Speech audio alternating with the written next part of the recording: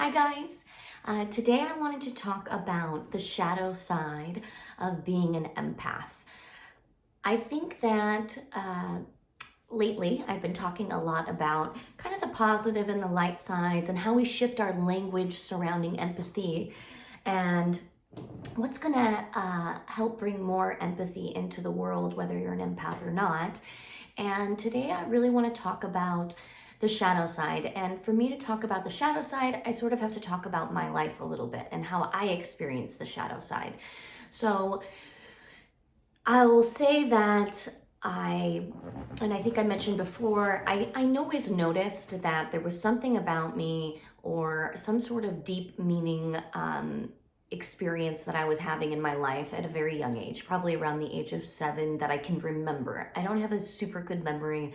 So other than just having deep feelings and being misunderstood and trying to express my feelings and getting a lot of pushback on being overly sensitive or too emotional, and even especially as I grew up and especially in the military, having to kind of choke that back in relationships, not being able to express myself properly.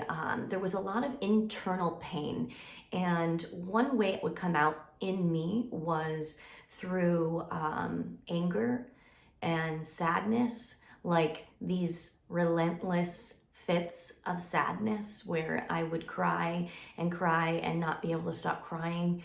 And then these emotional sort of bouts of anger where I actually would hurt myself. And I think, I'm not sure, and I was interpreting it this way the whole time. I was always pretty conscious. So, like, if it was some bout of anger and I was hurting myself in some way, whether it be just like kind of like beating up on myself, or there's been some really ugly times where where I punched walls really bad, but it always ended up hurting me.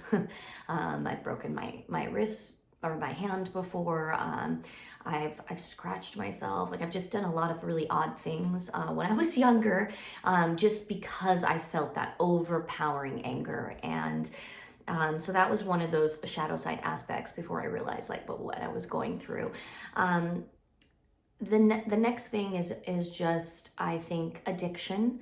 I used alcohol and drugs and marijuana and anything I could get my hands on that made me feel better to probably numb out, and I don't think any of these things are necessarily bad in moderation, but I picked up a pretty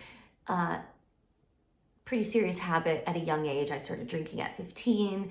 I've done all the drugs, really, mostly, and I've been addicted I was addicted to pills for quite some time. After I got back from Iraq, I got pretty addicted to hydrocodone pills and things like that. And I'll tell you what, like, they made me feel amazing. And to finally, like, to have relief when you feel the world a lot, when it just feels like you're exposed to everything. I can still tell you to this day, I mean, the positive sides to all of that, the numbing out, the being able to be myself. It felt like my personality could shine through once I numbed out the portion of me that was just receiving the world in an overwhelming, sort of overstimulated way. So then my personality could shine through and I was able to what felt like be myself. And alcohol was another thing I eventually got through. I actually kicked the pill habit on my own. I didn't even really tell people I went through that. I definitely was chemically addicted. I had to pull myself out of that.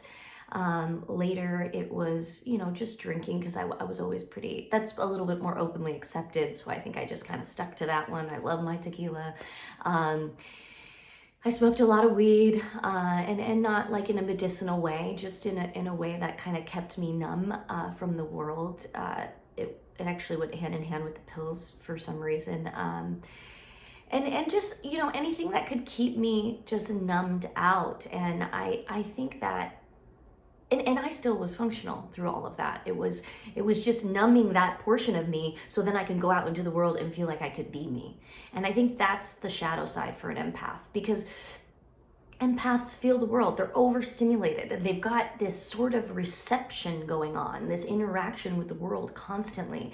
And it's really difficult to kind of move over that hump and start to really get into the world if you've always got this sort of high alert going on. And learning to ease that high alert is not as simple as one may think. It takes time and effort and patience and work. If you're not taught it as you're growing up, if you're not aware of it as it's happening. Another thing I think that's kind of that shadow side is depression, introversion, to that point of it being the shadow side, like not wanting to leave the house, wanting to stay in bed, wanting to be comfortable, because naturally an empath will be uncomfortable. And until you learn to tune in to that gift and really work with your stimulation and your overwhelm and the anxieties and the things that come with it, you tend to want to just kind of, hunker down, like turtle out, you want to get into that shell and stay there. And I see, and why I think this is so important to talk about is because I see so many people that I think have addictions or have fallen into these sort of shadow sides or have depression or have anxiety, or have those sorts of like not wanting to do certain jobs or be around certain people because they don't know how to manage that barrier or how to build the barrier really. And I think they're really empaths, or at least they're highly sensitive persons. So I think this is so important to open this conversation. It's so important to start talking about this stuff. I feel so deeply for these people. I see it all the time. I know these people are out there, and I know that we're kind of interpreting the world in this weird, scary way. And I know that there's ways now, because I've experienced them, to manage these gifts and really shine through and get to use them, because we don't have that energy where we're kind of working through that shadow side. Instead, we get to use the energy for our light side. So that's what I have for you today. Thank you for listening. I appreciate you.